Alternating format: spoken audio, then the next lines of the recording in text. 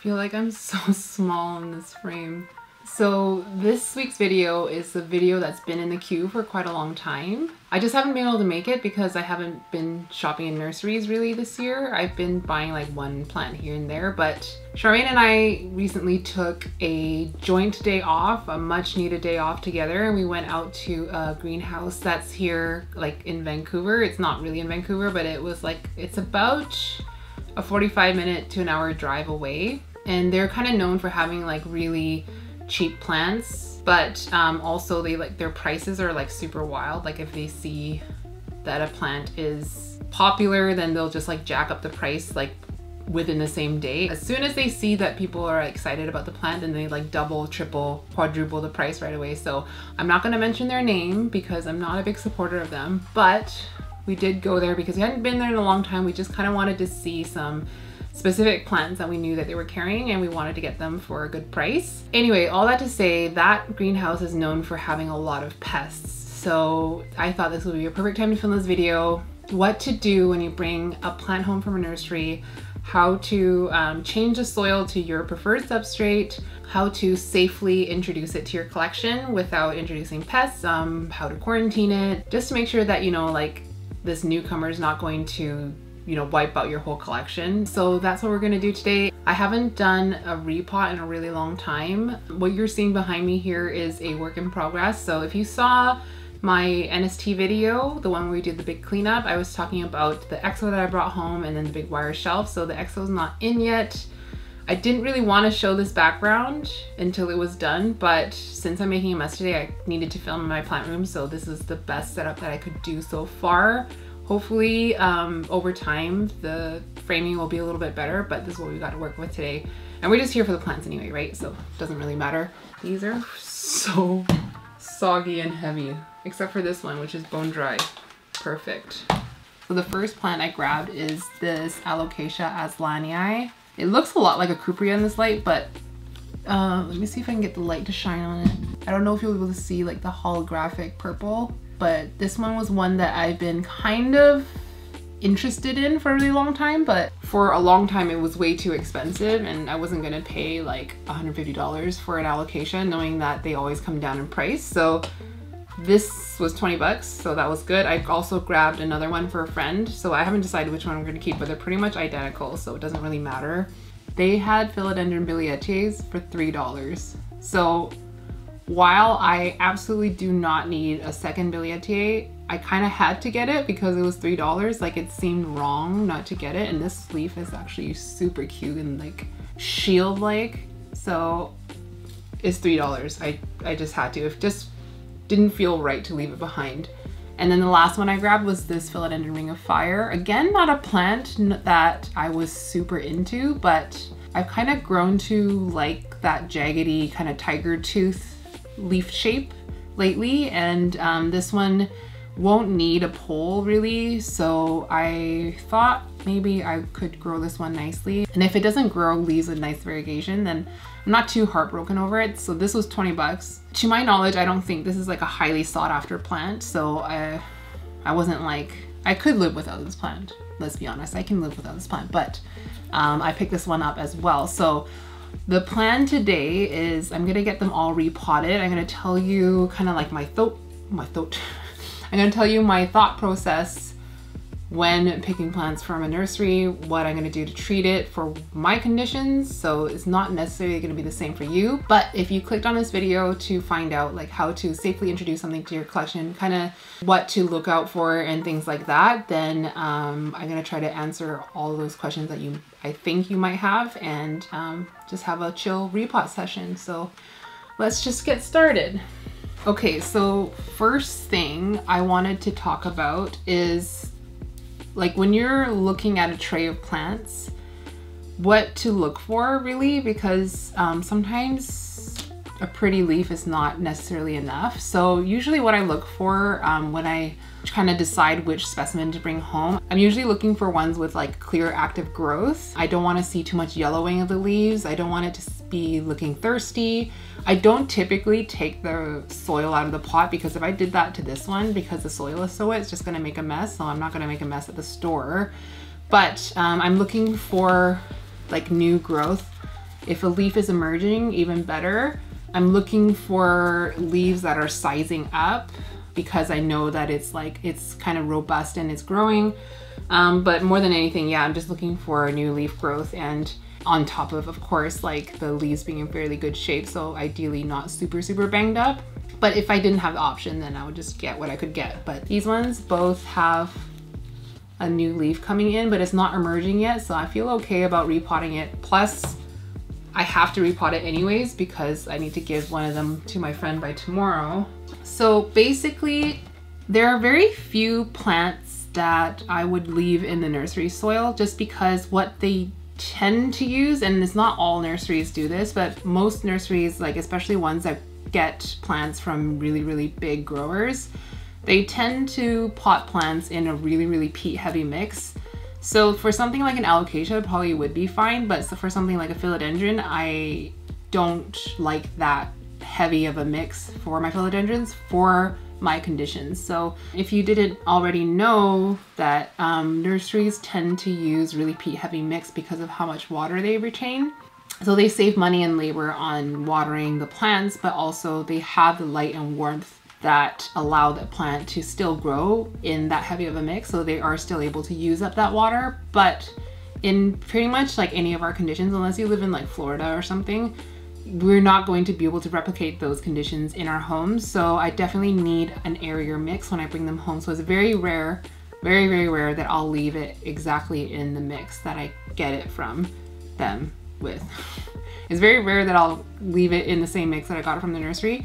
So I'm just gonna unpot these. Plus, like, I hate their soil. I always call it belly button lint because it's so spongy and gross. Hopefully you can see what I'm doing. Let me move forward a little bit.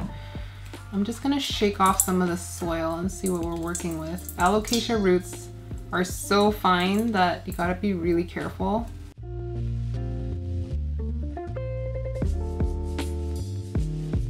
We have the beginnings of some corms coming in, but not enough. When it does produce nice fat corms, I'm gonna harvest a couple for Charmaine because I know she did want this plant, but she's trying not to spend any money right now.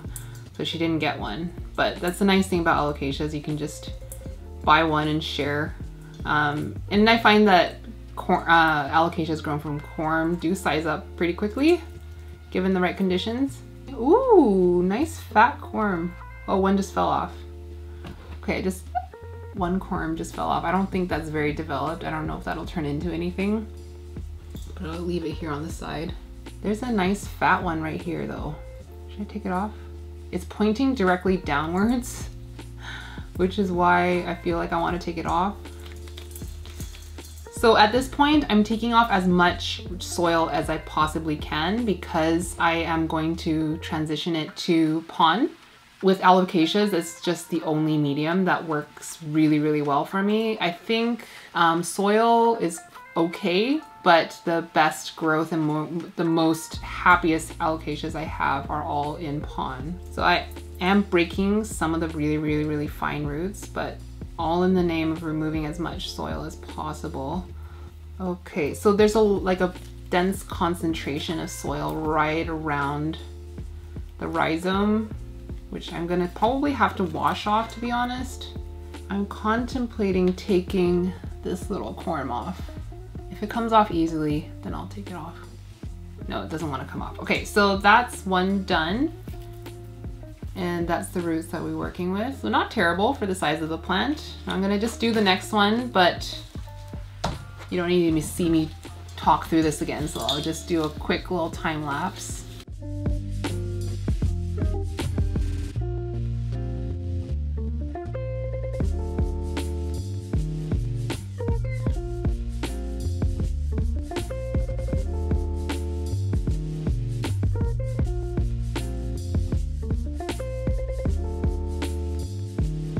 So here are the roots on this one.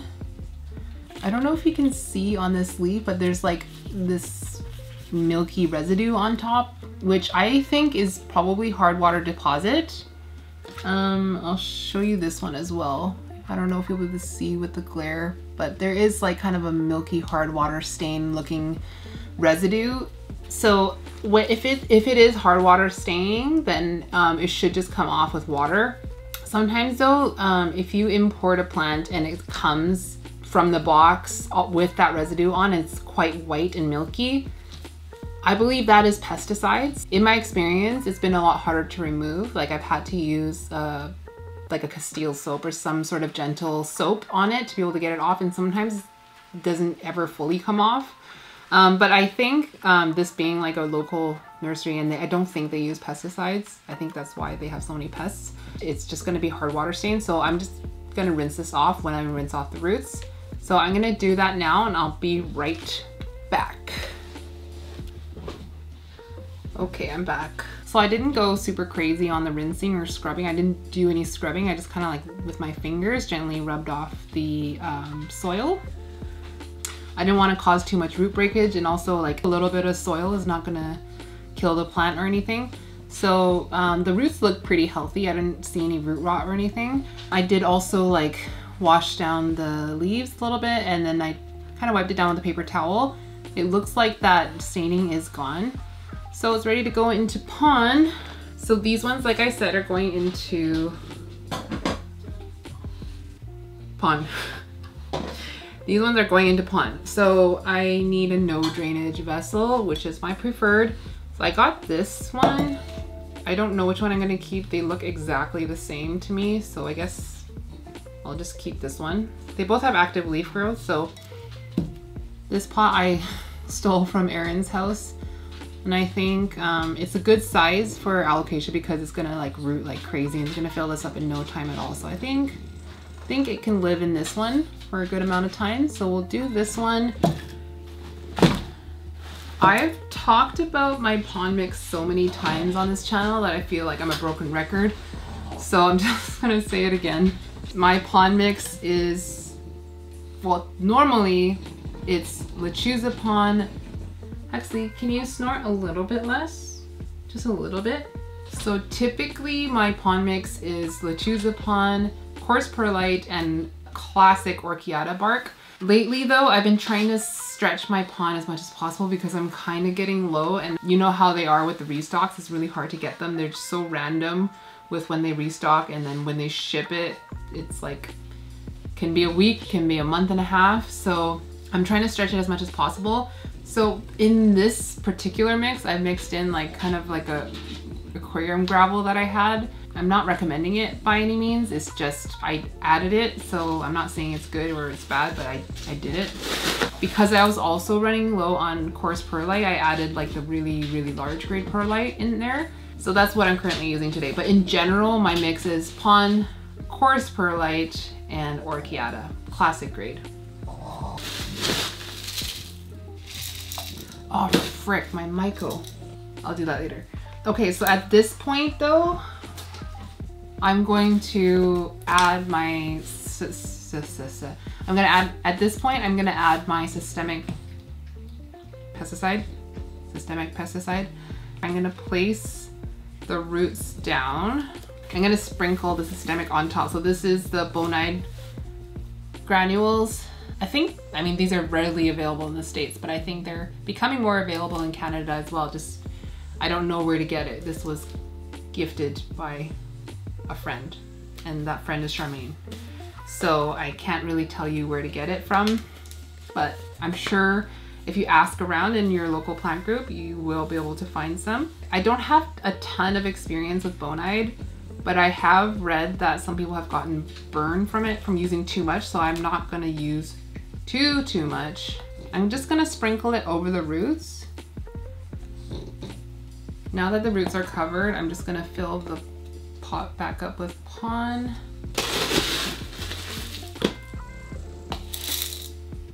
By the way, these are new scoops that Jing got in for her shop. So obviously I'm gonna link it in the description. It's quite a big scoop, so it's good for like soil and big plants. But surprisingly, this plastic is super hard. Like there's no bend to it whatsoever, which is really good for substrates like pond or leca or something like hard. It's not gonna break the scoop at all. And I just want to add some fine pieces up top.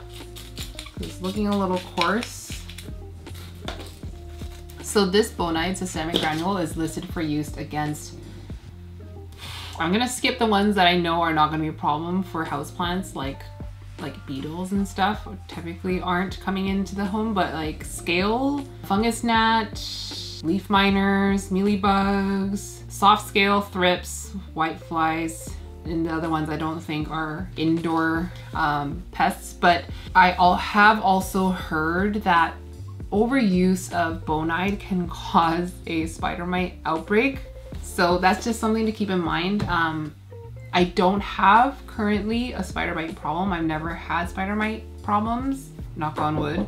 I have been using it for mealybugs because I don't have a pesticide other than this that treats for mealybugs, but it's always in the back of my mind that bonide can kind of trigger a spider mite outbreak, and I don't know what the literature is on that, if there's any like scientific proof that that happens, but there's been like anecdotal evidence that overuse of bonide causes spider mites to kind of like flourish. So that's just something to keep in mind. Mealybugs, I have been using bonide on the mealybugs, but I haven't been adding it to the roots like I just did with this ALOCASIA. So far, the bonide has not worked for me whatsoever for mealies. But for the one plant where I actually unpotted it and added it to the roots and then potted it, it did seem to eradicate the mealybugs. So that's just my experience with the bonide so far. And then the last thing I'm gonna do, well, not the last thing, but for pests, the last thing I'm gonna do with this plant is I'm gonna spray it with spinosad. So I use this as a foliar spray for usually just like thrips treatment because it really worked well for me, and I spray down all my imports this way as well because I have had an import come in with thrips. And I will say, ever since I started using spinosad, imidacloprid, those two pesticides, I've never once had an issue with thrips ever again since that import. So I do recommend those two things. I get people asking me all the time where to get those two pesticides in Canada, and the place that I did get it from no longer ships to Canada. So I'll link the shop that I got it from if you're in the States. I'll also link another shop that I feel like might ship to Canada, might not. Also make sure you're researching the use of these pesticides. Like, don't put it on anything that would be outside because these really do take a toll on our pollinators. So we don't want to be killing our bees with pesticides just to save an ALOCASIA. Like, that's not worth it. So yeah, any of my plants that get pesticide never go outside. Like they don't go outside anyway. Like I don't grow my plants outside in the summer and bring them in the fall and winter. So yeah, so this is that ALOCASIA done. It looks a little bit stupid right now, I'm not gonna lie, but once it sizes up a little bit more, it's gonna look a little bit more proportional to the pot. Since the other AZLANII is going to be the exact same thing, I'm just gonna do that one off camera, and then we're gonna move on to, I think I'm gonna do a soil plant next. You can go here for now. I'm also not 100% done with that repot just yet. Like, my last step with a repot is always to add great white mycorrhizae. So I'm gonna just do all of the plants right at the end with that one. I think I'm gonna do this billie in soil just because my other billie is in pond, and I feel like I just want to see how this one does in soil instead of pond. I swear this thing weighs like 10 pounds.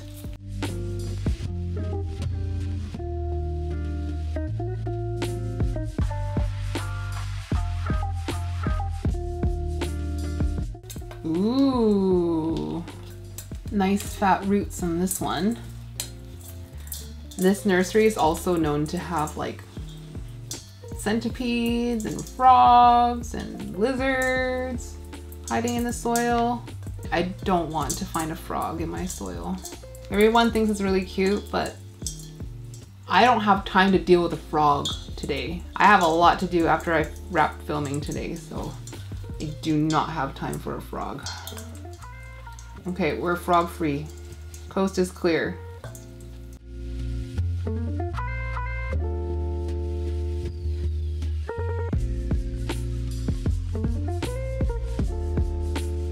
So with this one, I'm not going to worry too much about getting as much soil off as possible, just because it's going back into soil. So I'm not too worried. I just don't trust that their soil is pest egg free. So I will give it a rinse. I'm just not going to be so focused on getting as much soil cleaned off as possible. I think there was some root rot on this one. Yep. Ooh, that's not looking amazing. Yeah, that's rotted.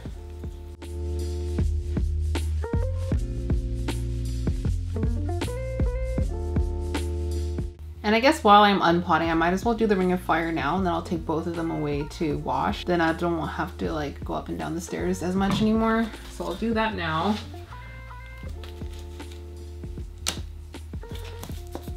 Ew, this is like mud. Yucks. I am fully expecting root rot on this one as well. I already see some roots falling off. And some of these are feeling a little bit mushy.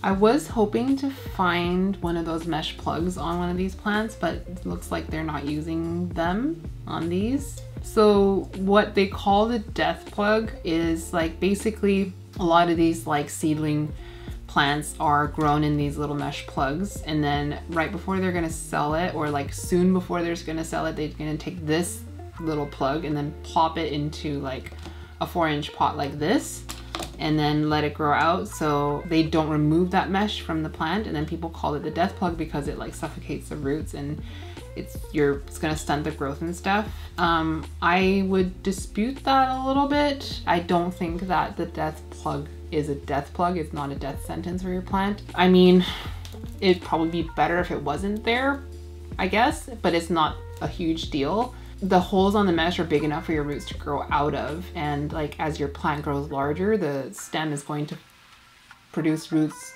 from other places that's not going to be constricted by the mesh anyways. So I wouldn't worry too much about it. It's not like if you don't remove it, your plant is going to die. But yeah, normally nurseries would price plants based on the pot that they're in. So if they size up this same plant and plopped it into a 6-inch pot, they're gonna double the price. So essentially that's how they kind of like, oh my God.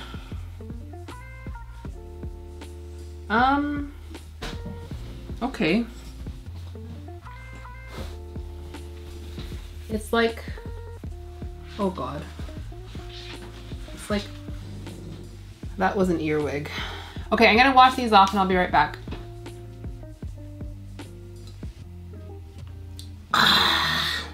So this is my philodendron salad.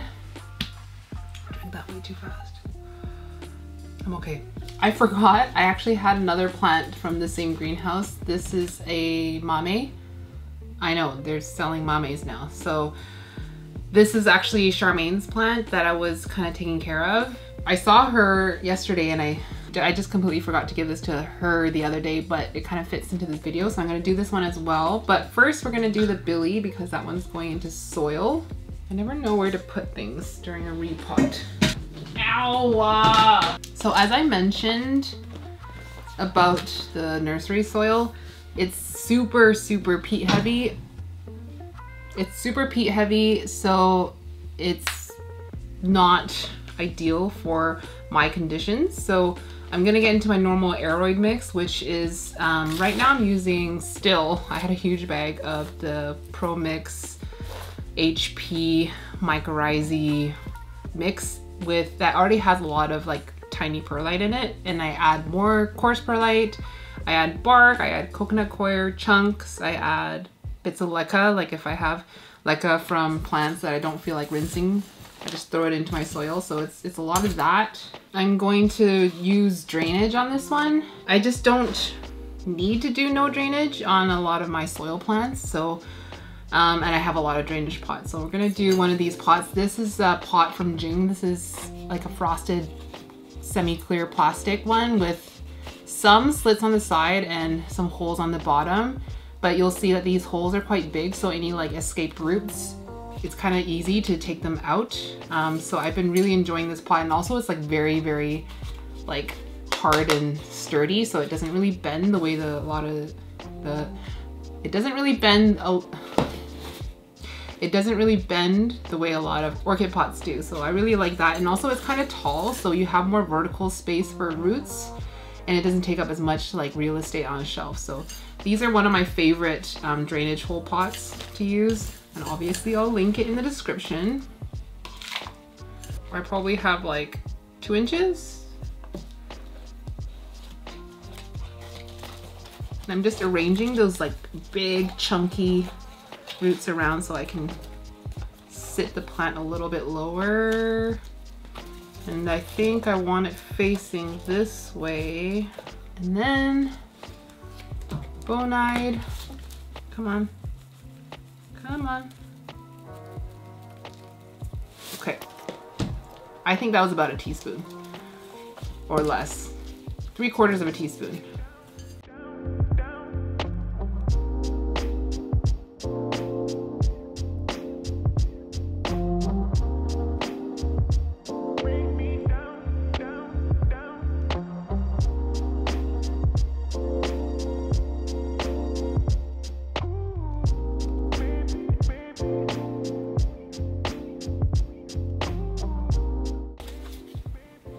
Yeah, there's all these, you see all these air pockets in the soil?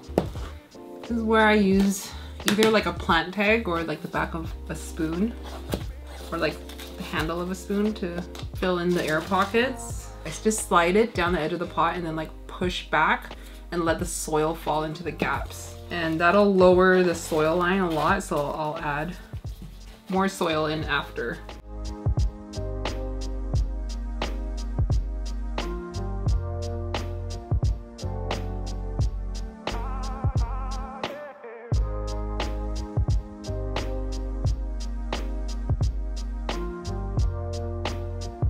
It gets a little spinosad.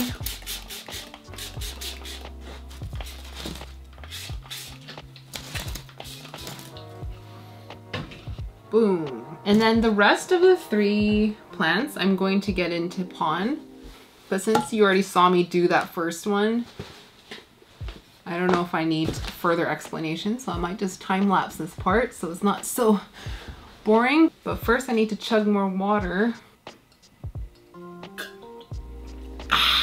All right, cue the music.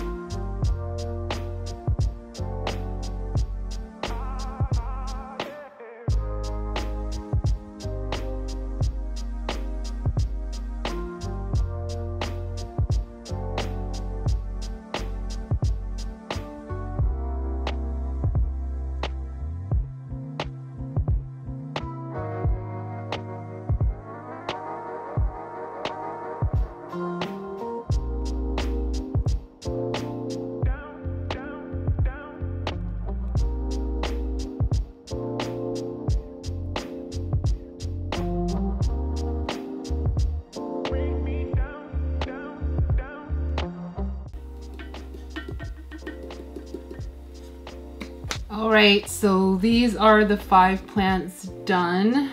So we got the Billie soil, the 2 AZLANIIs in pon, the Ring of Fire in pon, and the MAMEI in pon. So as I mentioned, the last step for every repot I do is I water the plants. Like I never leave them dry, even if like the pon or whatever the soil that they're going in is moist.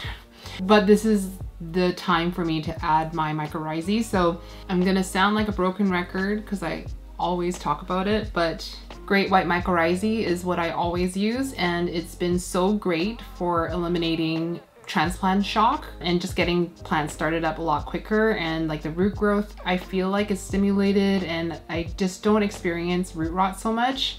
I think I used it in a video, but I didn't show me like actually adding this to the pot or anything. So how they recommend you use it is either so you can lightly dust it on the roots like I have been in the past, or you've seen Charmaine do with the Dino-Myco, and then place it and then water it. Or you can add it into water and water the plant with it, and that's kind of how I've been adding the mycorrhizae. What I do, basically the dilution or the recommended dilution is 1 teaspoon per 10 gallons of water, hydroponic, or 2 teaspoons per 20 gallons. Okay, so that's the same. In soil or potted plants, you mix 1 teaspoon. You mix in soil or potted plants, you mix 1 teaspoon per 2 gallons of water. So 1 teaspoon for like my entire like plant sprayer, like the big pump sprayers, like only 1 teaspoon of this. And then you just water with it. So like you can't really overdo it, but they recommend 3 ounces of this solution per 4-inch pot. I mean, I don't go into like that kind of measurement. I just measure the dilution and then I water as much as I want to. I just water however much I need to water the plant. So basically I haven't been doing like the dry dust add water. I've just been adding it to the water and then watering the plant with it. And that's how I've been able to introduce this to my entire collection so quickly, just like on a watering day. Tap some of this into your watering can, add your water. I would not add fertilizer at this point because I mentioned this in the past, but if you're inoculating a plant with mycorrhizae for the first time, your plant, if it's feeling a little bit underfed, it's going to stimulate the plant to produce what's called root exudates, which will help to germinate the fungi in this. So it will actually form this relationship with the mycorrhizae a lot quicker if it feels like a little bit underfed and it needs like a little bit of external assistance for nutrient delivery. So I would not recommend adding fertilizer when you're inoculating. If there's already fertilizer there, like fine, like don't, you know, take everything away, but kind of hold off on the feed for like 1 or 2 waterings before you start to feed the plant again. And that kind of like ensures that you are getting the most bang for your buck for the fungi. And I also get another question a lot about whether this can be used in conjunction with pesticides. So I read some literature on the use of mycorrhizal fungi with fungicide, and with fungicide it's okay unless it's systemic fungicide. So if it's a foliar fungicide that doesn't get absorbed into the plant and go through the entire plant, including the roots, if it doesn't do that, then it should be fine and it shouldn't kill the fungi. But if it is a systemic fungicide, then you would want to do the fungicide treatment, wait a few weeks, and then inoculate, or however long that fungicide is stated to last for in your plant. And then in terms of pesticide, I think it's okay. I've heard different things. Whatever pesticide you're using, you look into the ingredients and it does state that it does kill fungi. Then again, treat for pests, wait a few weeks or however long it takes for that pesticide to wear off, and then inoculate. Since I don't think that anything I use today is a fungicide, I don't think that it's going to be harmful to add this, so I'm just gonna add it anyways. And I use so little of it that if it was a waste, it's a waste, you know. So when I got this container a few months ago, it was not full. It was probably like to here, and I've only used it up to here. So you use so little of this that I think this would last me at least 1 year. So basically, I'm just going to add my water reservoir with this Myco water, because this is already mixed into this watering can. I'm doing about 1 inch reservoir for all the pond plants.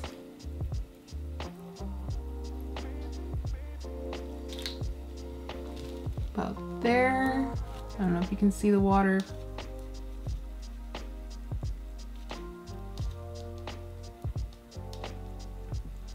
About there. Water's to a... No, I can probably do a little bit more. It's an ALOCASIA.